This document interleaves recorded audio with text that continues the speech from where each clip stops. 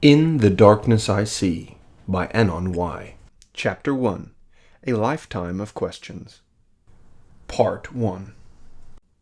My father, although a trilingual translator, was always a man of few words. He had spent much of his transformational young adult years in the Stalinist hellscape of 20th century Russia. And so he felt that any unnecessary syllable was to be seen, I suppose, as an exploitative luxury. As a member of the exiled bourgeoisie, my father's meagre existence taunted him always. His 18-year rotational span of exile and imprisonment had left him without multiple digits on both of his extremities. To add to his tainted tendrils, the new order had given him a malnourished sense of purpose and an incredible exigency for domination. On one unforgettable night, there was a moment of grey clarity that my father shared with me. He crafted a perfect synopsis of his partition of the Soviet Union's tragic tale.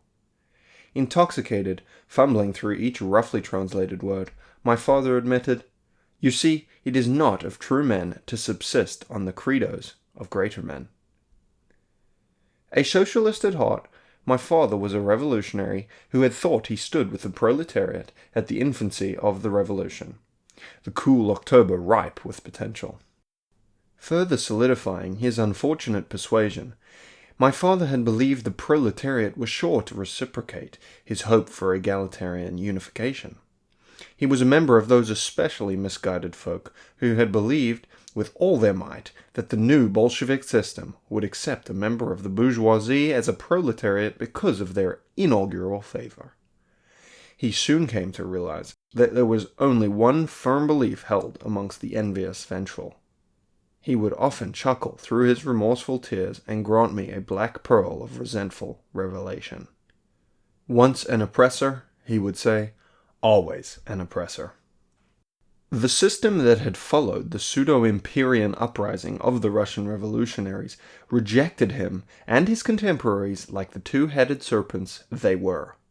As the envy of the exploited class fruited into hatred, an ultimate distinction of disgrace cursed all the members of the old establishment, my father included. That truth had somehow not been made clear enough to my father in the ramblings of that vile Russian manifesto. My father's reflective reminiscing always ended with the same question and answer. How could there be an observance of grace in the uprooting of a system?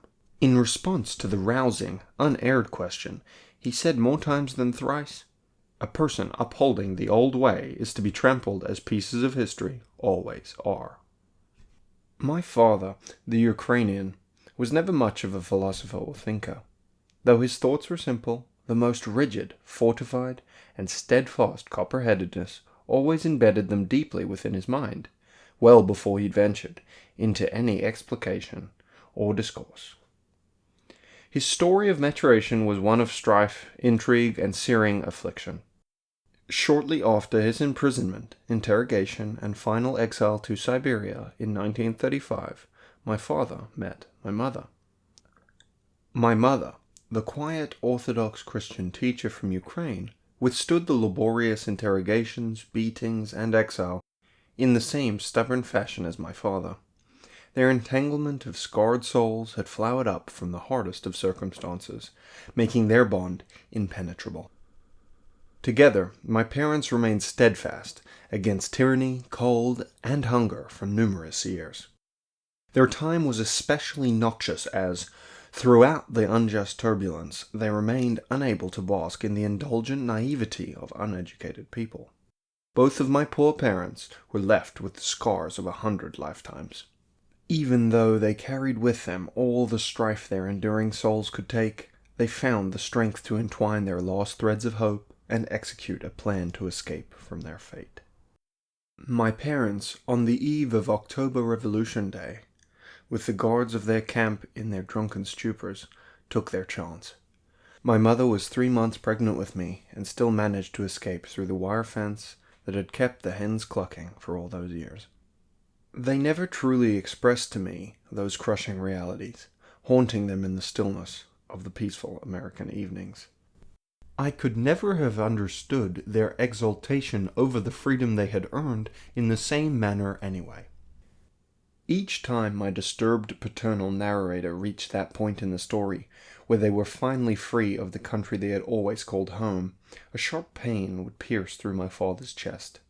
His voice would dry up as if he were still in an interrogation room. The stories of the later relocation period of our lives were henceforth rushed and muddled. The retellings were further disorganized by my father's consistent and prominent drunkenness.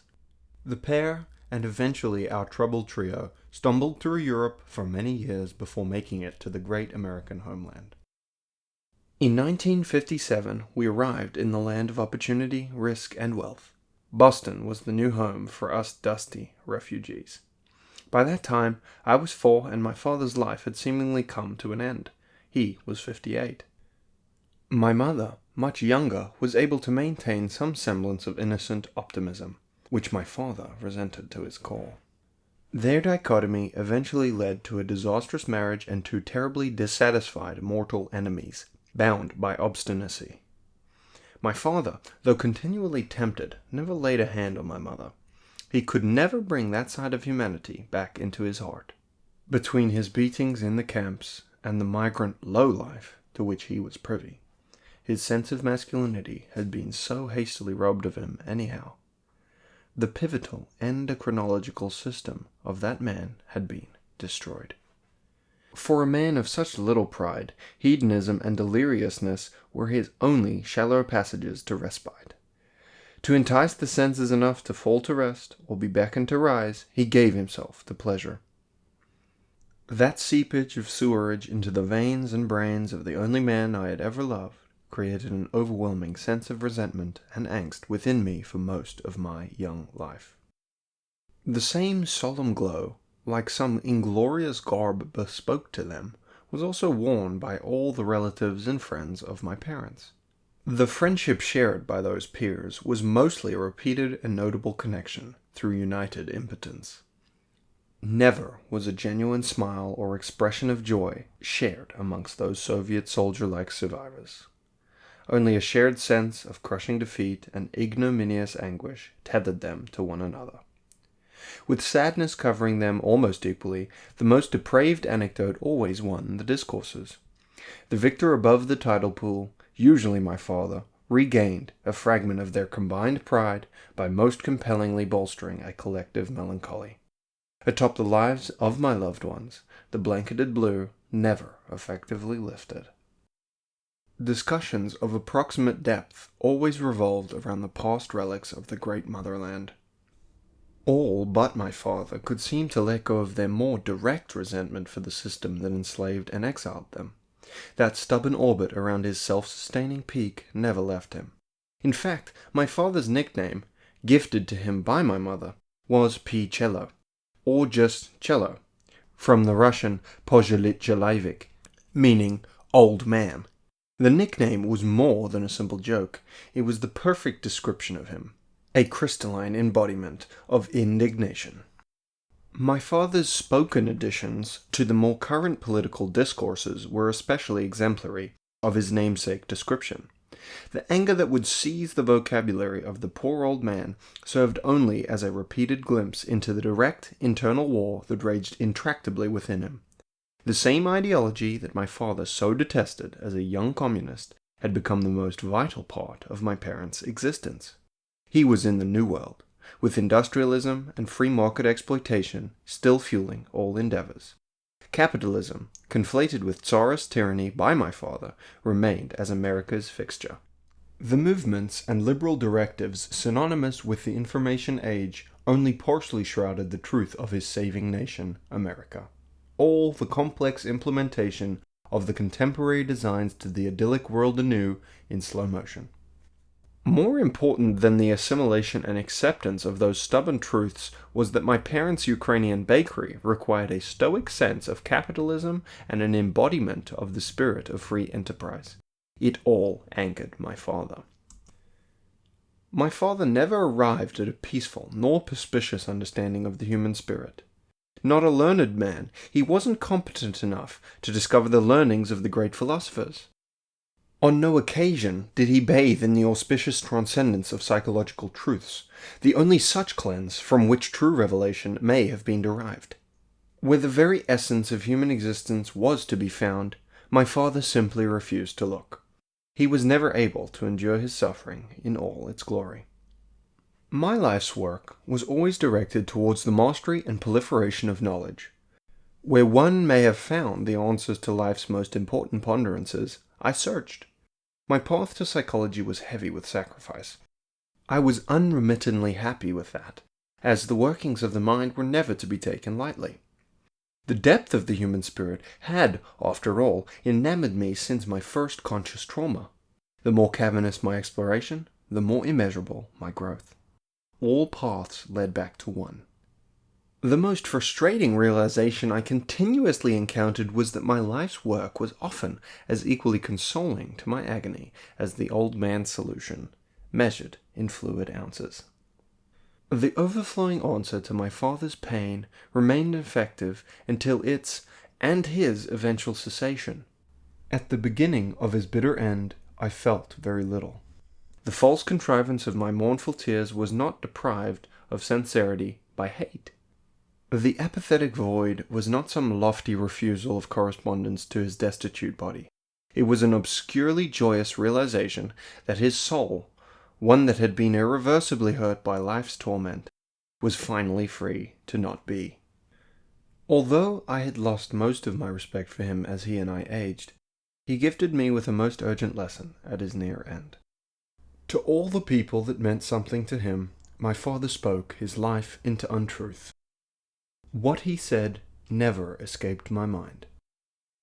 From atop his soapbox, on his last birthday, a few months before his death, he drunkenly spoke to all that seemed close to him. One particular notion, thrown out at the closure of his speech, called out to me. "A decent man's life," preached my father, "is punctuated by a series of difficult decisions and woven together by a collection of good choices." That truth, that simple sentence, though soured by the remainder of his spirited speech, I could never forget. I writhed with hatred at that unconscious denouncement of his life. The knowledge that his whole being was antithetical to that wisdom surely made his twisted heart's heart smile.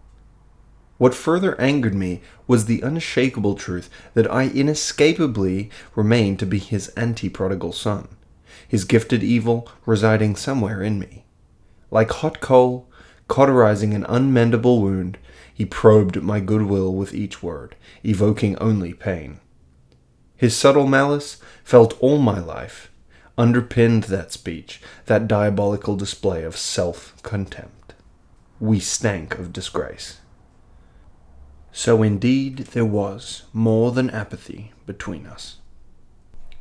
This has been Chapter 1, Part 1 of In the Darkness I See by Anon Y.